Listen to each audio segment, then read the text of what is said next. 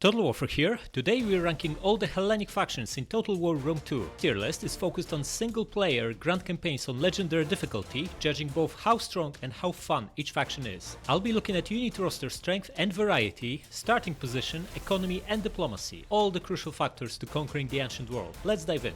Alright, we are starting with Athens. On the campaign map, Athens are actually pretty good on turn 1. The city itself is the best developed city in the early game, with 4 buildings already built in and the 5th one ready to expand. And they have pretty secure starting position. Although you start as a client state of Macedon, you're in alliance with Sparta and have no wars, which allow for either rapid expansion at the cost of Epirus or just a slow build-up. The main difficulty is to find the right moment to backstab Sparta and Macedon, because eventually you want to set yourself free. However, the unit rosters Athenians have is pretty dull. They have nothing spectacular. Cavalry tops up at Hippeus Lancers, they have picked hoplites, which might be the second best hoplites in the game, but are not spectacular. Thorax swords are also decent but not amazing, and they only have tier 2 pikemen, plus the typical Hellenic low-level ranged units. So there isn't a single really strong unit late game that you'd be looking forward to get, which makes the campaign quite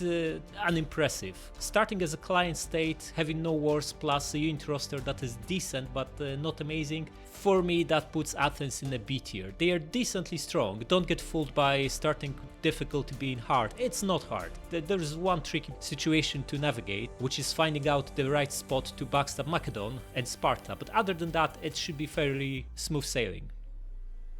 Next we have Baktria. Now Baktria is an absolute powerhouse, it's one of the 4 successor kingdoms, and the unit roster definitely confirms that. They are the only faction with all 3 best units in the game: Indian war elephants, pikemen and horse archers. That immediately puts them in S tier in terms of units, but on top of that they also have Hellenic cataphracts, elite spearmen and thorax swords and pikes, as well as Bactrian peltas, some of the absolutely best peltas in the game. On the campaign map, they are very secure as well. They start at the very eastern edge of the map, surrounded by weaklings from eastern and nomadic factions. Having 4 regions across 2 provinces and really good starting income makes it for a really easy campaign. I think this is the easiest campaign in Rome 2. Baktria goes right into S tier.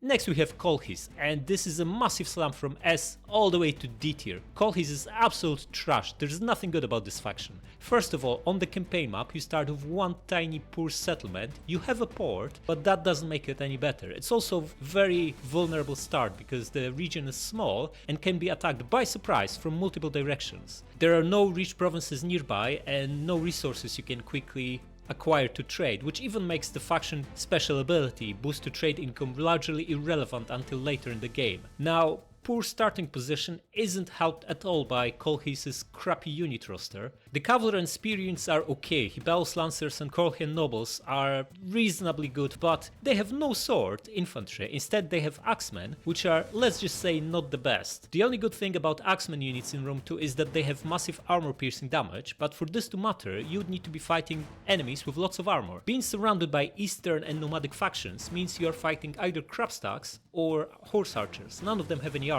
So that makes axemen massively mismatched for where on the map Colchis starts. The range department is also weak, with only basic Hellenic and Eastern units. The only redeeming factor would be that they have access to horse archers, but these are the basic ones with no armor and melee stats. You can try horse archer spam with this faction, but not having access to armored or elite horse archers makes it really bad strategy. One of the worst factions in the game, D tier.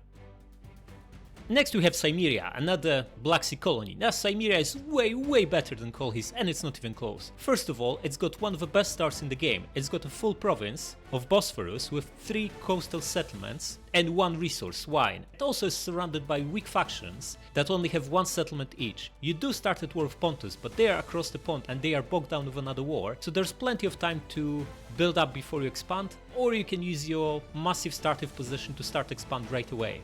Expansion, however, might be quite tricky until you get armored horse archers, because everything else Cimmeria has is subpar. They have crappy cavalry with Citzencav and basic lancers. Cimmerian nobles are pretty poor for elite hoplites. Where they shine though is range department. Syrian heavy archers might be the single best archers in the game, and picked peltas are amazing. Top that with armored and noble horse archers and you have excellent unit roster for crushing pretty much any faction. Right into A tier, really strong faction. Next we have Egypt, another successor kingdom, one of the absolutely strongest factions in the game on turn 1. The province itself is beautiful, it's got 4 regions, 2 wonders, 2 ports and 3 resources. The most important in the game, double food, with potential of up to 120 food at level 4 if you control all the surrounding provinces, and iron, allowing for unit upgrades and barracks 4. The game says it's normal start, but honestly Egypt is easy. Your only danger in the early to mid game are Seleucids. If you can either get some kind of agreement with them or just keep one strong army fortified on the border, that should take care of them. Everyone else around you is weak. Unit roster is also excellent. You have Ptolemaic cavalry, one of the absolutely best shock cavs in the game, as well as a wide selection of melee and ranged cav. It's one of the few Hellenic factions that don't actually have any decent hoplites, but you don't need that since you have both elite swords, including Galatian Guard, which is on par with Oathsworn, Royal Peltas, as well as elite Hellenic Royal Guard pikemen. Ranged department is quite varied as well, with both Hellenic and Egyptian units, but most importantly, you have access to African war elephants, chariots and camel archers. Very good roster, allowing for all sorts of strategy, including camel archer spam if you feel that way, right into S tier, even better than Baktria because of how strong Egypt's starting province is.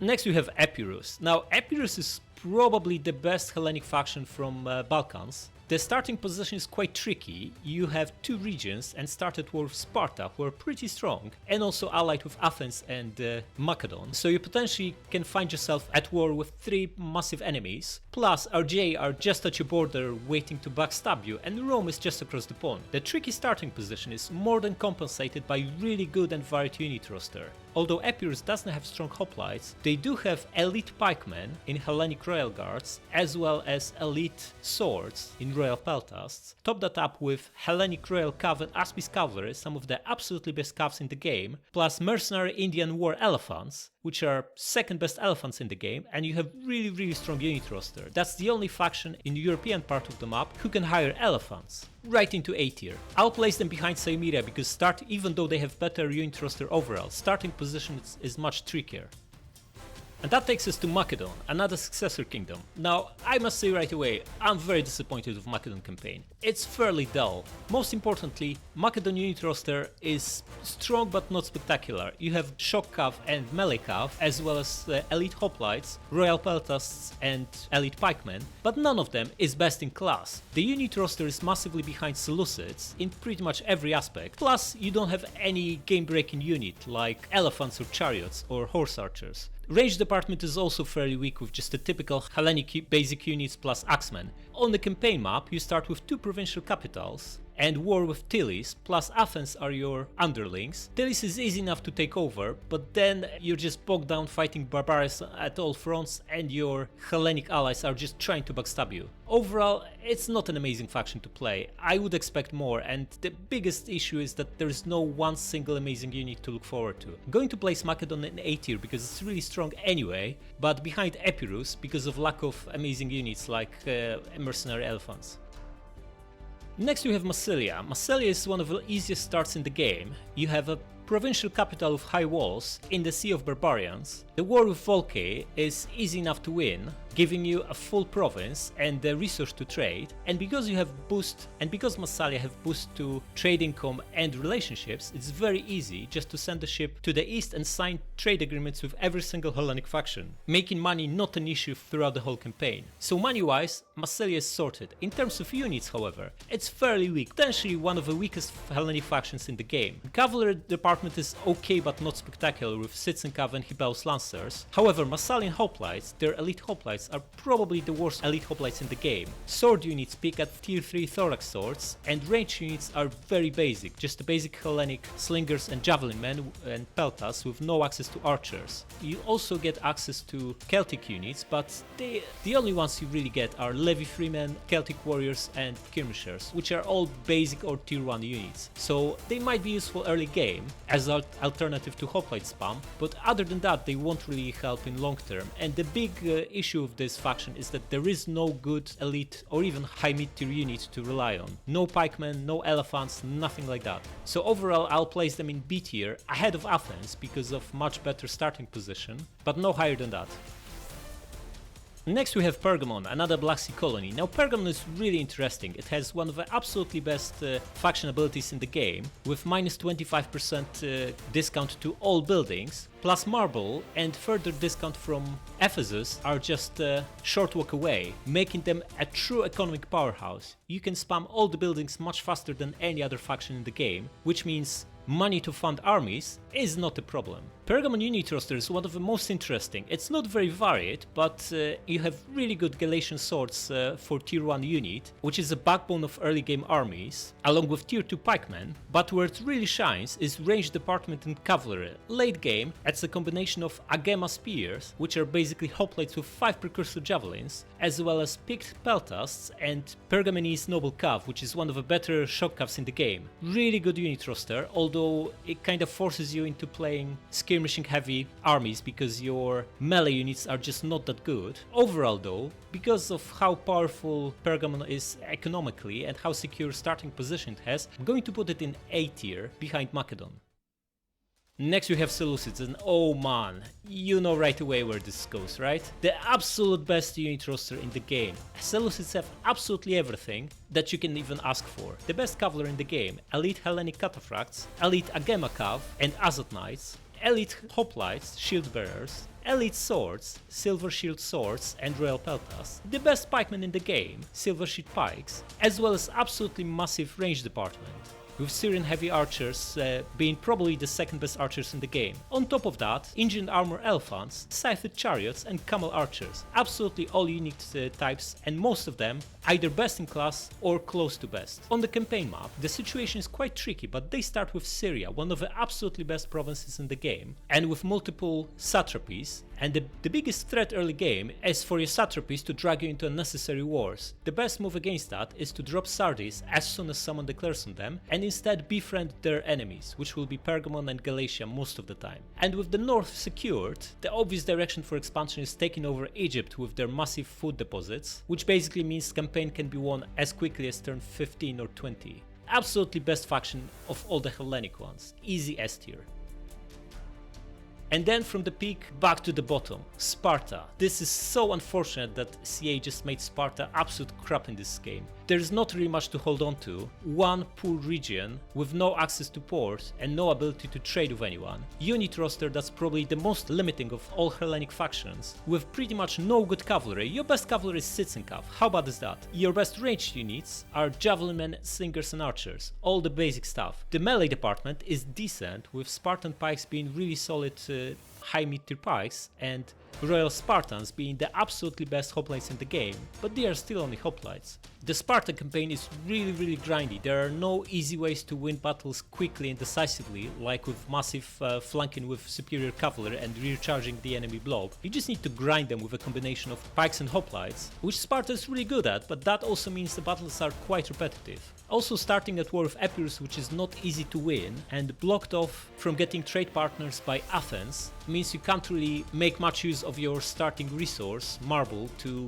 pay for your bigger armies. Overall, I'll put them ahead of Colchis because of a cool factor, and also their hoplites and pikes are actually really good. It's just that roster is very limited, which kinda locks you into one playstyle.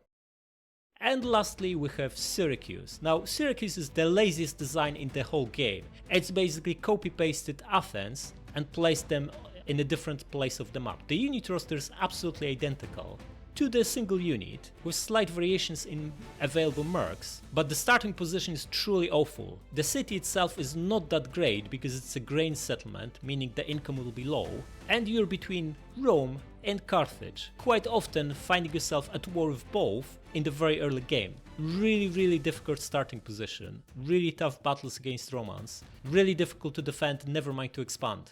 This campaign is a slog, and the lazy design with unit roster being basically a clone of Athenians puts them at the bottom of the pile, maybe ahead of Colchis, because it's not as bad, it's just boring. That's it. Let me know in the comments if you agree with these choices, and we'll do Barbarian tiers next.